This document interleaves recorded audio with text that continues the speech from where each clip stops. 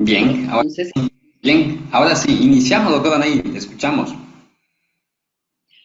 lo primero que vamos a identificar en la sección 17 es qué es un elemento de propiedad, planta y equipo, cómo es su reconocimiento inicial, su reconocimiento posterior, qué tipo de método de depreciación vamos a aplicar, cómo se determina la vida útil esperada, el valor residual, se identifica si un elemento de propiedad, planta y equipo ha sufrido deterioro y vamos a mirar también qué tipo de revelaciones exige la sección 17. Es básicamente como lo que nos indica la sección 17.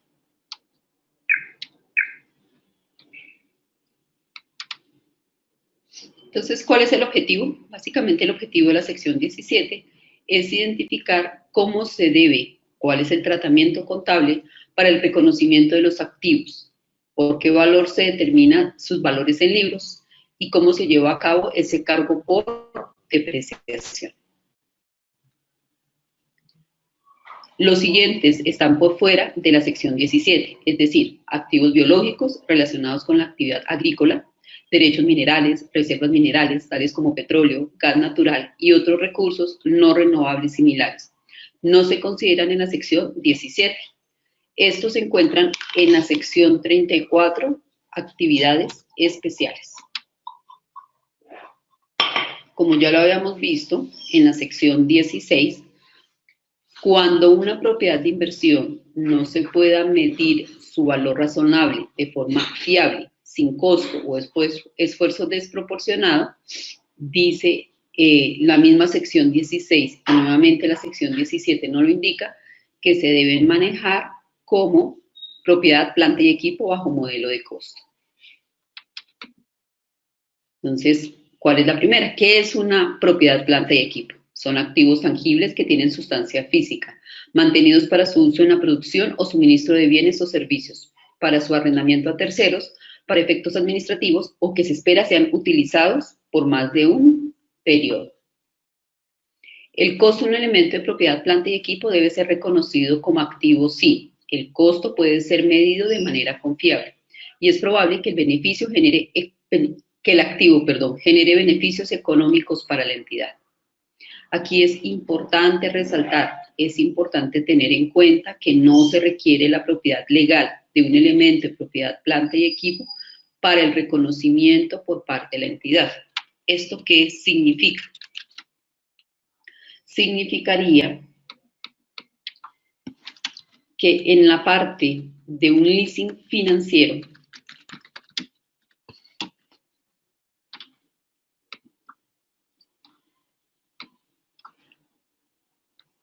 ¿cómo reconoceríamos un leasing financiero bajo NIF Pymes? Un leasing financiero es un acuerdo de arrendamiento que nos da un derecho de uso sobre un activo, pero que si nosotros lo analizamos bajo la sección 20, indica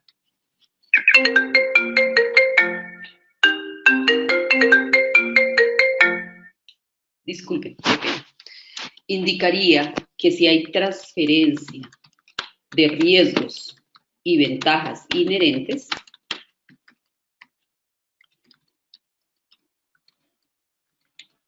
básicamente tendríamos una compra de un activo. ¿Por qué? Porque esos leasing financieros realmente lo que nosotros estamos tasando como el valor presente del canon de arrendamiento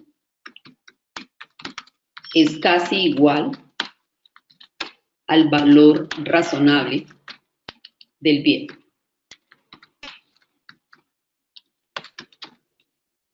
El tiempo del contrato es casi igual por el tiempo de la vida útil del bien. Y normalmente hay opción de compra y pues la gerencia tiene la intención de ejercer esa opción de compra. Entonces, ¿qué es lo que nos está diciendo la norma? Es importante tener en cuenta que no se requiere la propiedad legal de un elemento de propiedad, planta y equipo. Es decir, en un leasing financiero, normalmente la parte legal de ese activo que se está adquiriendo que se está pagando ese leasing financiero para adquirirlo después, no está a nombre de la empresa, está a nombre muy posiblemente del banco. Pero ¿qué sucede? Dice la norma que quien recibe, en este caso específico, este contrato de leasing financiero, quien recibe esos beneficios económicos, quién es probable que reciba esos beneficios económicos, quién lo está usando, quién asume los riesgos, la empresa. Por lo tanto, un leasing financiero se maneja como propiedad, planta y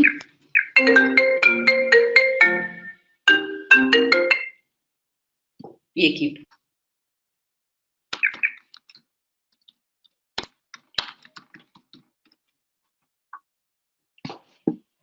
En este caso específico, ¿qué es lo que vamos a hacer? Tendríamos que reconocer ese leasing financiero como una compra de un activo fijo con contrapartida, un pasivo financiero. ¿Dónde vamos a volver a tocar este tema? En la sección 20 de arrendamientos, pero era muy importante aclararles a ustedes lo que nos dice la sección 17 sobre la parte de la propiedad legal. Y creo que el ejemplo más claro para este punto específico es un leasing financiero. Vamos a hacer la primera pregunta, doctor Edo. Una entidad controladora mantiene un edificio para obtener rentas bajo un arrendamiento operativo de su subsidiaria. La subsidiaria utiliza el edificio como un establecimiento minorista para sus productos. ¿Este edificio es una propiedad, planta y equipo o una propiedad de inversión? Estamos a la espera de... Adelante, estamos a la espera de sus respuestas. Carlos, Diana, Fátima, Javier Ramos, todas las personas que están en plataforma.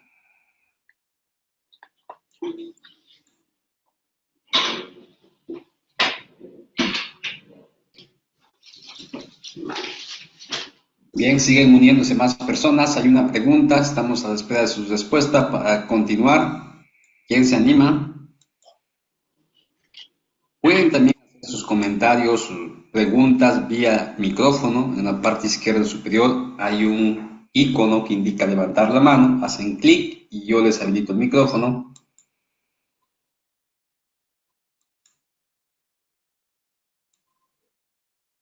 Nos indican, doctora, que por favor podría repetir la pregunta para las personas que están ingresando. Bueno, entonces la pregunta es la siguiente. Una entidad controladora mantiene un edificio para obtener rentas bajo un arrendamiento operativo de su subsidiaria. Entonces estamos ante una transacción entre una controlante y su subsidiaria. La subsidiaria utiliza el edificio como un establecimiento minorista para sus productos. La pregunta es, ¿este edificio es una propiedad, planta y equipo o una propiedad de inversión? Tengamos en cuenta que hay una controladora y hay una subsidiaria. La controladora la tiene para rentas de capital, es decir, lo arrienda a la subsidiaria, pero la subsidiaria lo tiene para, o lo utiliza para vender o para comercializar sus productos. Entonces la pregunta es, ¿este edificio es una propiedad, planta y equipo o una propiedad de inversión? Wilman Roberto, es una propiedad de inversión, indica doctora Nail. Tania María, propiedad de inversión. Es una propiedad de inversión. Diana Aguirre, es una propiedad de inversión.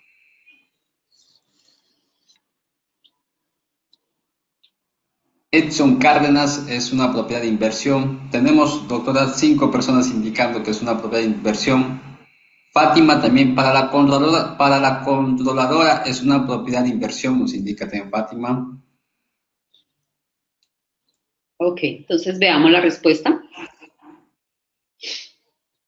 En los estados financieros consolidados de la entidad controladora, el edificio se clasifica como una partida de propiedad, planta y equipo. Tales estados presentan a la entidad controladora y a la subsidiaria como una única entidad. La entidad consolidada, utiliza el edificio para el suministro de bienes durante más de un periodo contable. Listo, entonces Si la respuesta era cómo debe presentar el edificio, la entidad controladora en sus estados financieros individuales, la respuesta es correcta como propiedad de inversión. Pero ¿qué sucede? Cuando estamos ante estados financieros consolidados, recordemos que debemos presentar ese edificio como si fuera de uno solo. En este caso sería para la controladora. Caso específico, en este punto, si la pregunta es sobre estados financieros consolidados, la respuesta sería como propiedad, planta y equipo, para que por favor lo tengamos en cuenta. En los estados financieros separados de la entidad controladora, el edificio sí se clasificaría como propiedad de inversión y se contabilizaría conforme a la sección 16, propiedad de inversión. Es una propiedad mantenida para obtener renta. Sin embargo, si el valor razonable de la propiedad de inversión no puede medirse de forma fiable, sin un costo o esfuerzo desproporcionado y en un contexto de negocio en marcha, la entidad controladora la contabilizaría como propiedad, planta y equipo, conforme a los requisitos de la sección 17. Vamos con otra pregunta. Una entidad posee un edificio ocupado por su personal administrativo. ¿Es este edificio una propiedad, planta y equipo o una propiedad de inversión? Espero respuestas.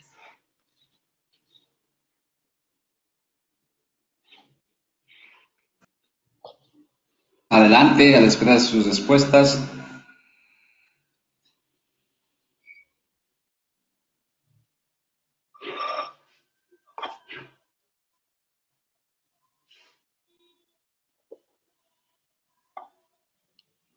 Tania María, propiedad, planta y equipo, indica doctora.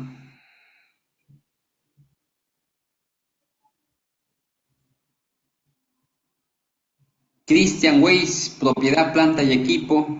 Wilman Roberto, propiedad, planta y equipo.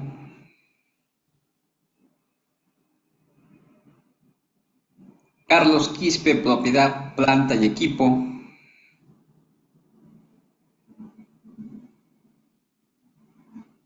Magno Flores, propiedad, planta y equipo. Doctora, tenemos por unanimidad propiedad, planta y equipo. Veamos la respuesta. El edificio se clasifica como una partida de propiedad, planta y equipo. Un activo físico usado para fines administrativos que se prevé utilizar durante más de un periodo contable. Vamos con otra pregunta. Una entidad posee ganado con animales reproductores para sus actividades agrícolas. La entidad también posee un tractor y un remolque que se utilizan para transportar el alimento del ganado. ¿Cómo se deben presentar estos activos en el estado de situación financiera? Pues vamos a identificar cuáles son los activos de esta pregunta y debemos indicar cómo debemos presentarlos en los estados financieros. Espero respuestas.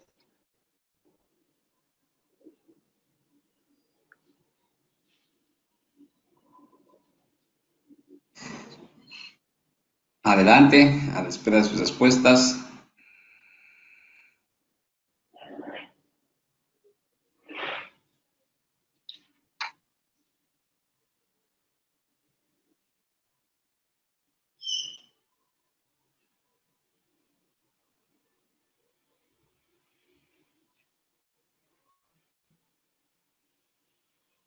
Bien, aún no tenemos respuestas. Por favor, envíennos sus respuestas para continuar. Tenemos a Ezequiel Espinosa. La primera respuesta, los animales como propiedad de inversión y la maquinaria activo fijo, nos indica Ezequiel. Fátima Fernández, activo biológico el ganado y el tractor y remolques, maquinaria y equipo. Wilman Roberto, activos biológicos y activos fijos, nos indican. Más respuestas, por el momento tenemos 5. Tania María, tractor y remolque son propiedad, planta y equipo. Activos biológicos son el ganado, nos indica doctora Nair. Ok. Entonces, si quieres, vemos la respuesta. Una entidad posee ganado con animales reproductores para sus actividades agrícolas. La entidad también posee un tractor y un remolque que se utilizan para transportar el alimento del ganado. Si bien el ganado probablemente cumpla con la definición de propiedad, planta y equipo, son activos intangibles utilizados en la producción de becerros en más de un periodo contable, se contabiliza como activos biológicos. La sección de activos biológicos es la sección 34 de actividades especiales.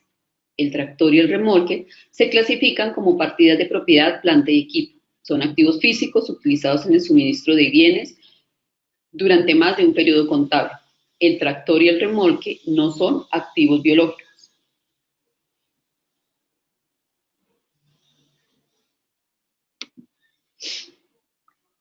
Bueno, entonces, ¿qué es lo primero que hemos hecho hasta este momento? Estamos identificando diferentes tipos de activos, cómo se contabilizan, si cumplen los criterios que vimos inicialmente, es decir, que son activos tangibles, que se utilizan en la producción de bienes o en la prestación de servicios de la compañía, que su costo es medible y que es probable que se obtengan beneficios económicos futuros asociados al uso de ese elemento.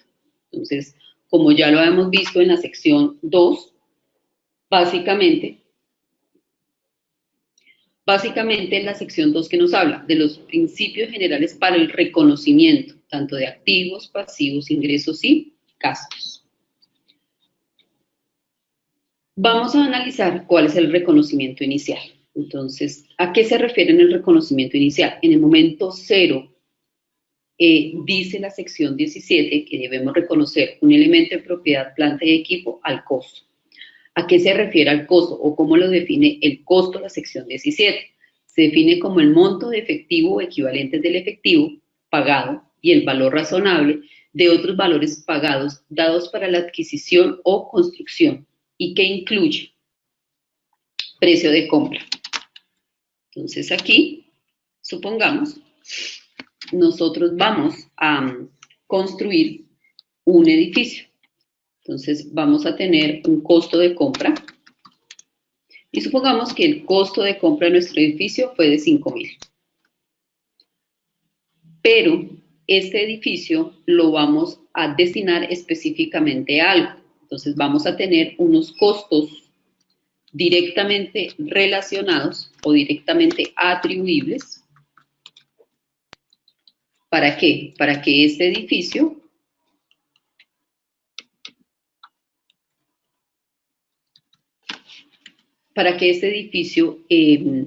se lleven a cabo las actividades a las cuales la gerencia lo va a destinar. Entonces, pongamos que ese edificio lo teníamos en oficinas, pero entonces ya no vamos a tener oficinas, sino vamos a tener locales. Entonces, vamos a convertir esas oficinas en locales. Entonces, vamos a incurrir en unos costos directamente atribuibles. ¿Qué dice la norma? La norma nos dice que incluye el precio de compra, el precio de adquisición, en el caso de que estuviéramos hablando de importaciones, entonces incluiríamos los aranceles e impuestos no reembolsables, netos de los descuentos comerciales recibidos, entonces eso incluye el precio de compra, más los costos directamente atribuibles para llevar el activo a la ubicación y condiciones necesarias para que esté en capacidad para ser operado de manera planeada por la gerencia. En este caso de nuestro ejercicio, estamos hablando de los costos directamente atribuibles. Pero supongamos que adicional tenemos unos costos por préstamo, es decir, tenemos un préstamo ante una entidad bancaria y ellos nos prestaron, supongamos que los mismos 5.000 y esos costos por préstamo, supongamos que sea 100. ¿Qué sucede en la NIF para pymes? Los costos por préstamos no se pueden capitalizar. Los costos por préstamos en NIF para pymes se llevan al gasto. No lo podríamos llevar como un mayor valor del activo. Aquí vamos a tener una diferencia muy importante de lo que dice la sección 25, cuando estemos analizando la sección 25, frente a lo que nos dice la NIC 23. La NIC 23 que nos dice que cuando nosotros incurrimos en un préstamo y tenemos un activo cualificado, ¿qué significa un activo cualificado? Un activo necesario al cual le estamos haciendo una construcción, una mejora para ponerlo a producir, para colocarlo en el uso de nuestros bienes, en la prestación de nuestros servicios, podríamos, teniendo en cuenta ciertos criterios que indica la NIC 23, capitalizarlo. En este caso específico, en el caso de nuestro ejercicio, aun cuando nosotros sacamos la plata prestada y ese costo de ese préstamo fue de 100, ya sea por intereses, por cualquier comisiones, etcétera, debemos reconocerlo al gasto. En pymes, esta es una de las grandes diferencias. También podemos tener costos por desmantelamiento. ¿Qué significa un costo por desmantelamiento? Entonces, por ejemplo, supongamos que no estamos adecuando un edificio, no lo estamos construyendo, no lo estamos modificando. Supongamos que sea una planta de producción, pero esa planta de producción la adecuamos en un lugar, en un terreno que no es de nosotros, pero al cierre de ese contrato de arrendamiento del terreno nos dice que debemos dejar el sitio en su condición original. Entonces, ¿qué significaría? Que tendríamos que desmantelar nuestra planta, nuestra maquinaria.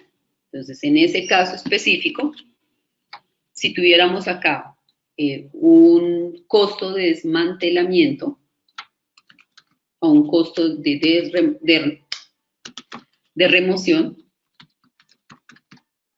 ¿qué dice la norma? Que ese costo de desmantelamiento lo voy a llevar como un mayor valor del elemento de propiedad, planta y equipo, y su contrapartida será una provisión. ¿Por qué? Porque muy posiblemente este desmantelamiento se va a dar en un tiempo futuro. Entonces, ¿qué dice la norma? Que el estimado inicial de los costos por desmantelamiento, remoción de elementos y costos por la restauración del sitio, en donde la entidad tiene la obligación de recuperar el sitio a su condición original, por ejemplo, el desmantelamiento de una planta de energía nuclear. Entonces, cuando estamos ante este tipo de desmantelamientos, a este tipo de rehabilitación del sitio donde nosotros tenemos nuestra planta, por ejemplo, en el momento cero que dice la norma, la sección 17 nos indica que ese costo por desmantelamiento se va a llevar como un mayor valor de ese activo.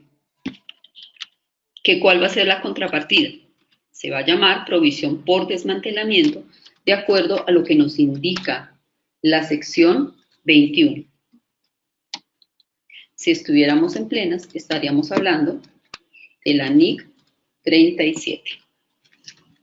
Y pues el efecto es el mismo, tanto para plenas, para pymes, aplica exactamente lo mismo. Se llevaría como un mayor valor de ese activo.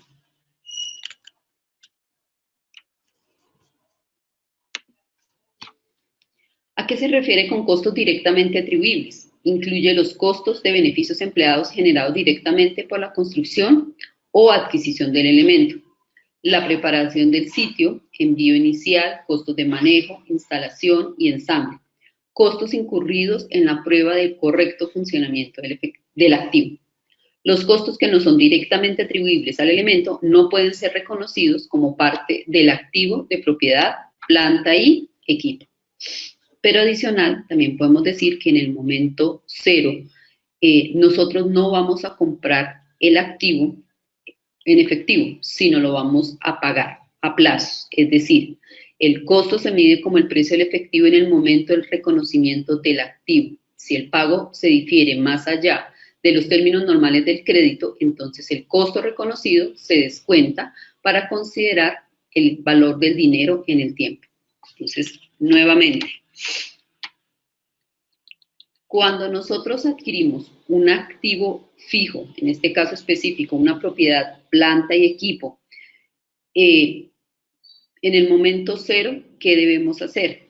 Dice la norma que debemos traer a valor presente el valor del activo fijo. Es decir, que nosotros contabilizaríamos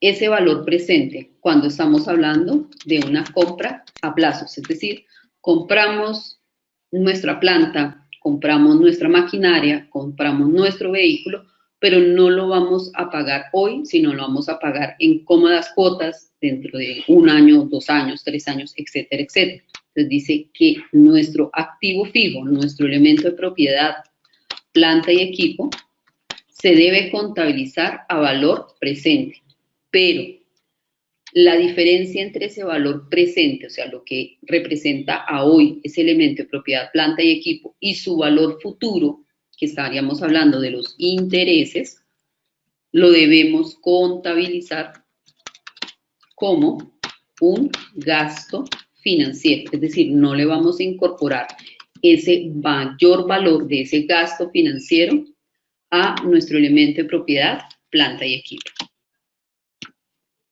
El reconocimiento de costos como parte de un activo de propiedad, planta y equipo debe cesar cuando el elemento está en capacidad de funcionar en la forma planeada por la gerencia. Las piezas de repuesto importantes, el equipo de mantenimiento permanente, son de propiedad de planta y equipo cuando la entidad espera utilizarlas durante más de un periodo.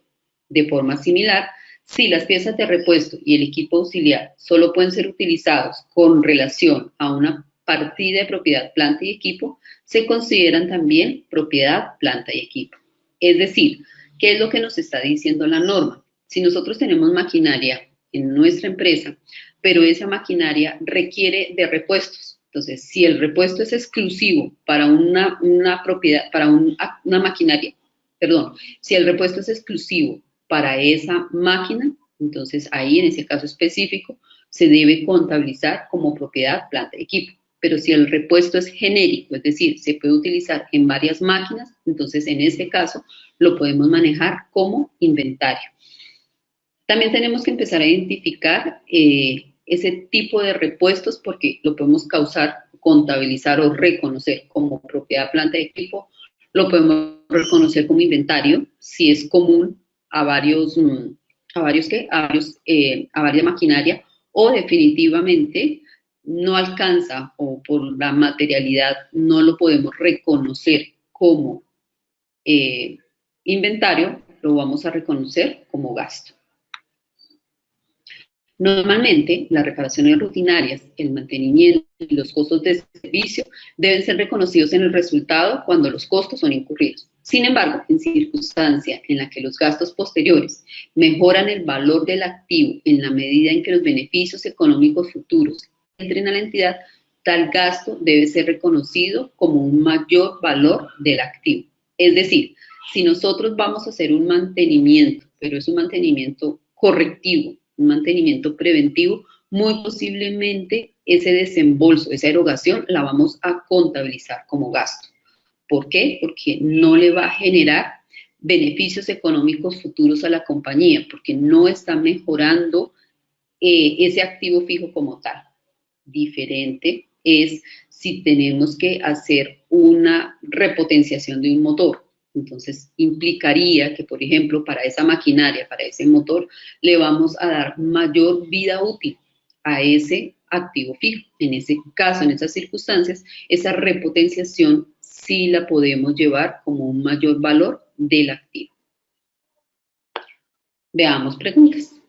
Una entidad fabrica productos químicos. Mantiene su planta de producción mediante el uso de un equipo auxiliar especializado, que es exclusivo para los requerimientos de mantenimiento y reparación de la planta. ¿Cómo se clasifica el equipo auxiliar?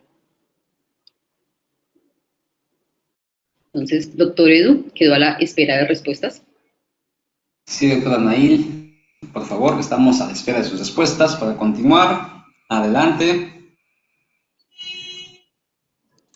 ¿Quién se anima?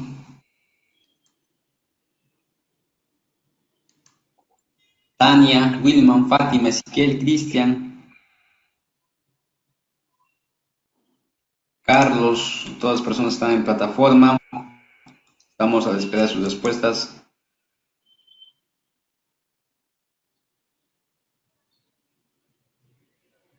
Ezequiel Espinosa, los animales, a ver, un momento.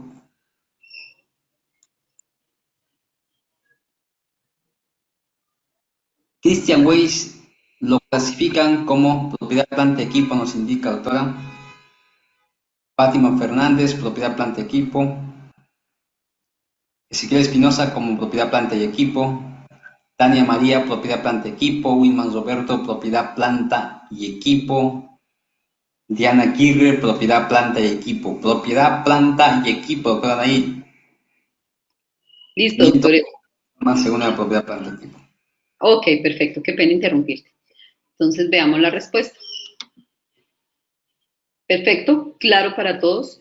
Se clasifica como propiedad, planta y equipo, porque es exclusivo para esos requerimientos de ese equipo.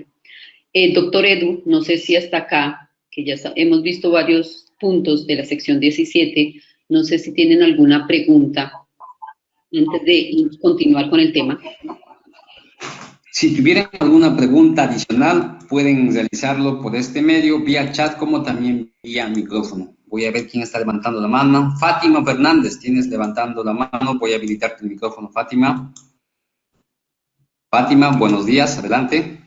Buenos días, Edu. Buenos días, doctora Anaí. Buenos días. Tengo una pregunta específica. Es un caso. Lo que usted mencionaba de un terreno. Que sí. El terreno, digamos, esta empresa se dedica a dar servicios bancarios y coloca, digamos, en ciertas zonas, si hay un terreno que está vacío, en una zona donde está bien transitada, hace la mejora en el terreno, ¿verdad? Adapta toda esa instalación para poder prestar ese servicio. Entonces, esa mejora que se hace sobre ese terreno está acordada en un contrato de arrendamiento, ¿verdad? Ese contrato de arrendamiento, digamos que tiene 5 años. Todas esas mejoras en este momento están contabilizadas como mejoras en el terreno y se están amortizando. Pero resulta que pasó el tiempo y se está ahorita rescindiendo ese contrato porque en la zona ya no es factible tener ese local ahí para prestar ese servicio y ya se están retirando. Entonces me llamó la atención porque usted hablaba de los costos de desmantelamiento y demolición, y en ese caso no se tomaron en cuenta, o sea, el valor total que se incurrió para construir ese local ahí, prácticamente en este momento en la contabilidad todavía no se ha amortizado su totalidad, porque el contrato, digamos, vencía en el 2020, y ahorita en el 2019, el mes pasado, ya se retiraron de ahí de esa locación. ¿Se tendría que reconocer todo ese valor como gasto? Sí, mira, Fátima, analicemos el ejercicio. Entonces, en el momento cero, supongamos que el contrato empezó del 2015 al 2020. Entonces, todas las mejoras en propiedad ajena, tú sabes que las puedes capitalizar, puedes llevar como un mayor valor.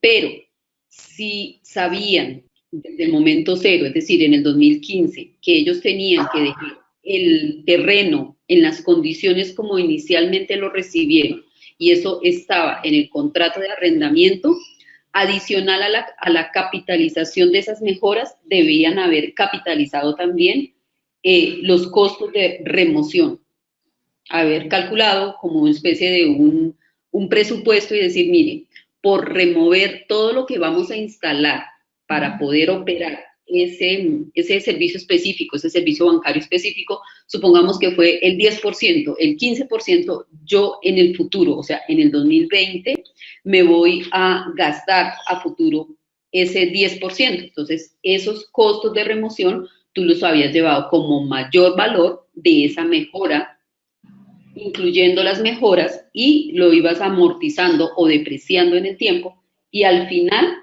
ya lo llevabas vía gasto y constituías una provisión por remoción.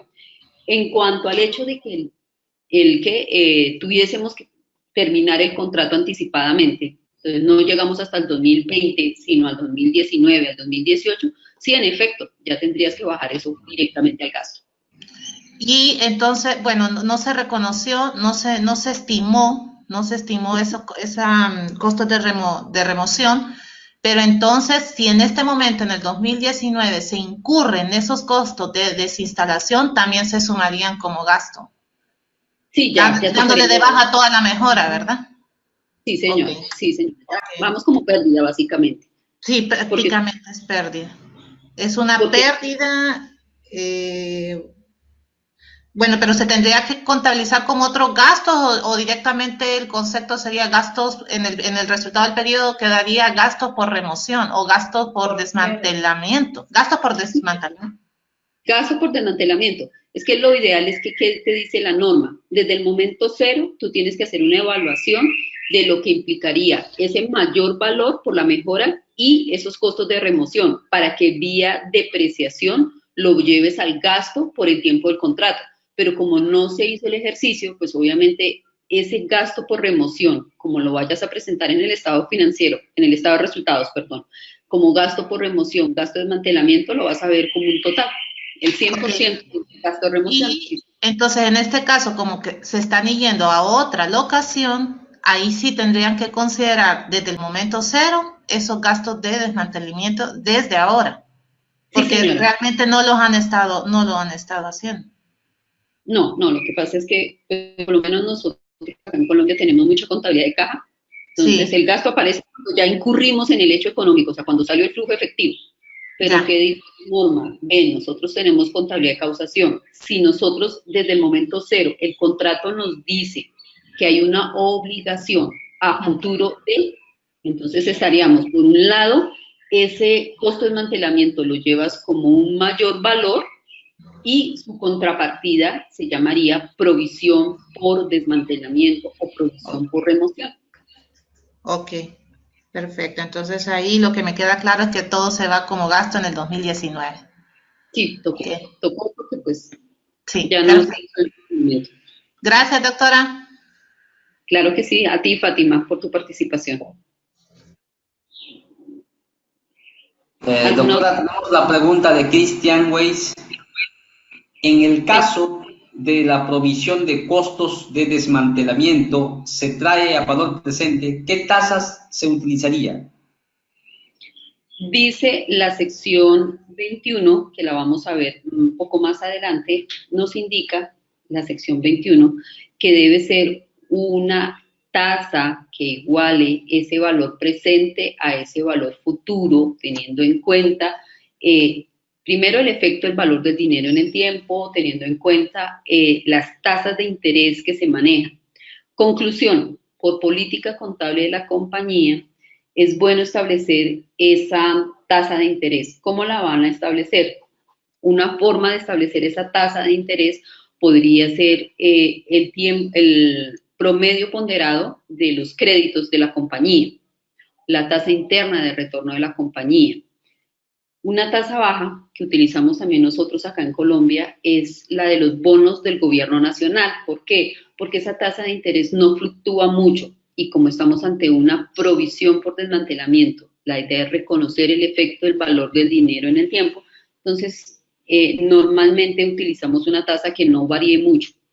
Entonces, en la sección 21, Cristian, con mucho gusto vamos a establecer o vamos a revisar cuáles son los criterios de esa tasa. Desde el punto de vista ya en la práctica, lo que se busca es que esa tasa no sea muy variable. ¿Por qué? Porque en el momento cero, por ejemplo, si hacemos un ejercicio aquí de provisión por desmantelamiento, tendríamos que tener en cuenta la variabilidad de esa tasa y el reconocimiento de ese desmantelamiento. Es decir, teníamos una cuenta que se llama costos por desmantelamiento, que lo vamos a tener dentro de propiedad, planta y equipo.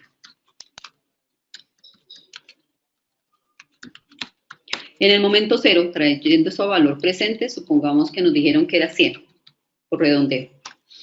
Y tenemos una provisión por desmantelamiento. Entonces, en este caso específico,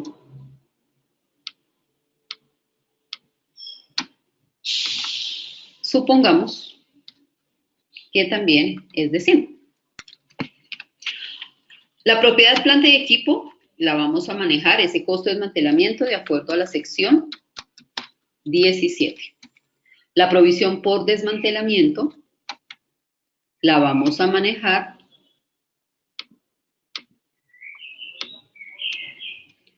de acuerdo a la sección 21.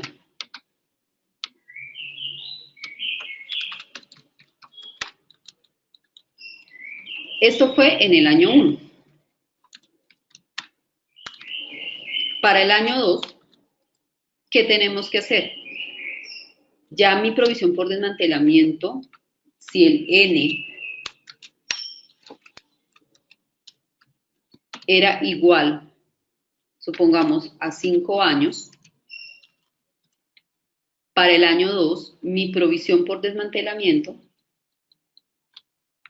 mi N ya no va a ser de 5 años, mi N va a ser de 4 años. Por lo tanto, mi provisión por desmantelamiento va a variar. Entonces, supongamos que varió a 98 por efecto de la tasa de interés.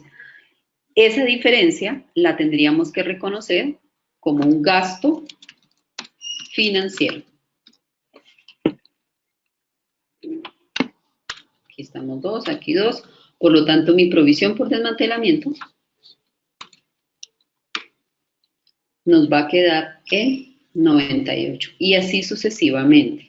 Como les indico, en la sección 21 vamos a ver con mayor detalle esta causación, esta contabilización de esta provisión por desmantelamiento. Entonces, es importante que esa tasa de interés no fluctúe mucho, precisamente por eso, por este efecto que tenemos que mantener esa provisión por el tiempo del N, por el tiempo que tengamos que llevarla a valor presente. No sé si habrá alguna otra pregunta, doctor Edu. Tenemos preguntas, doctora Anaí.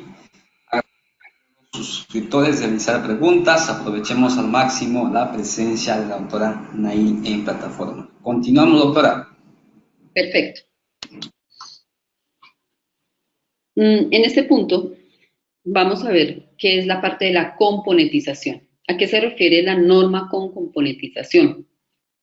Que nuestro activo fijo no tenemos que aplicarle una vida útil en su totalidad, sino a cada uno de sus componentes, siempre y cuando los podamos identificar de forma separada.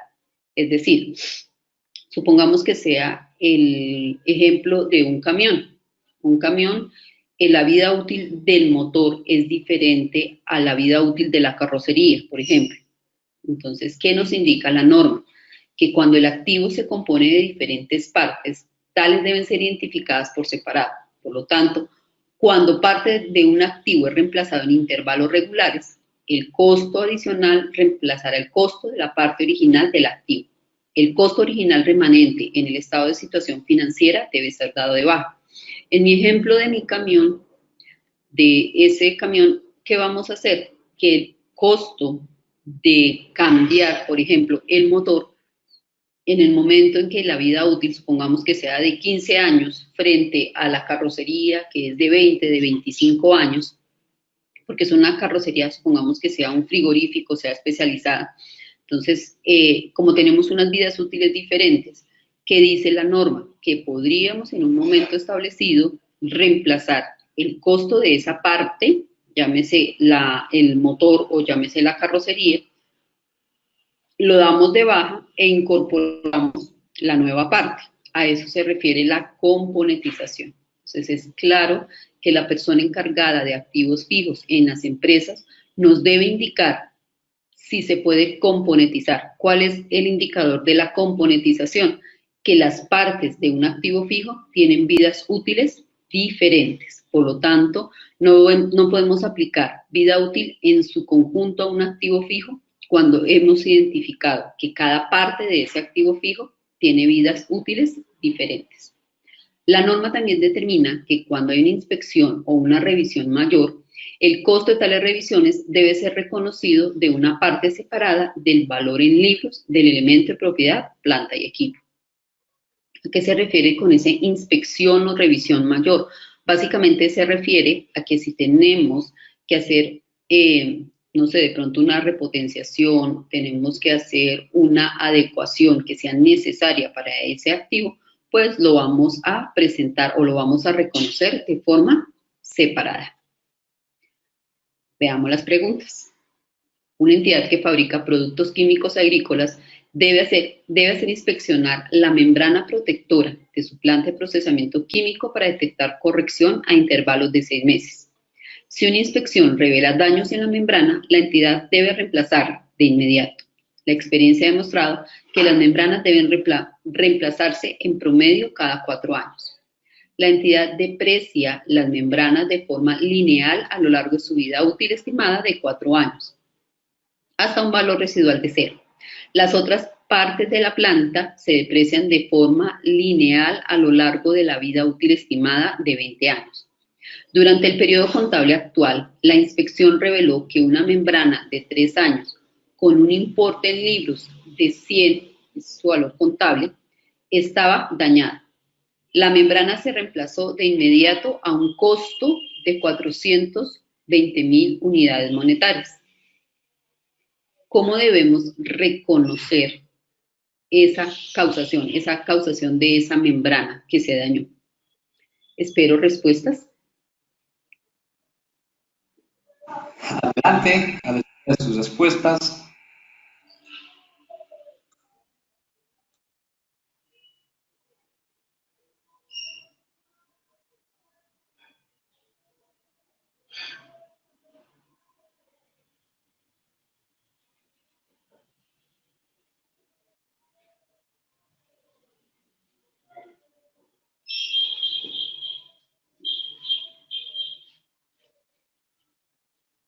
Pueden realizar sus comentarios vía chat como también vía micrófono, o también solicitar el micrófono para que puedan directamente conversar con otra Nail.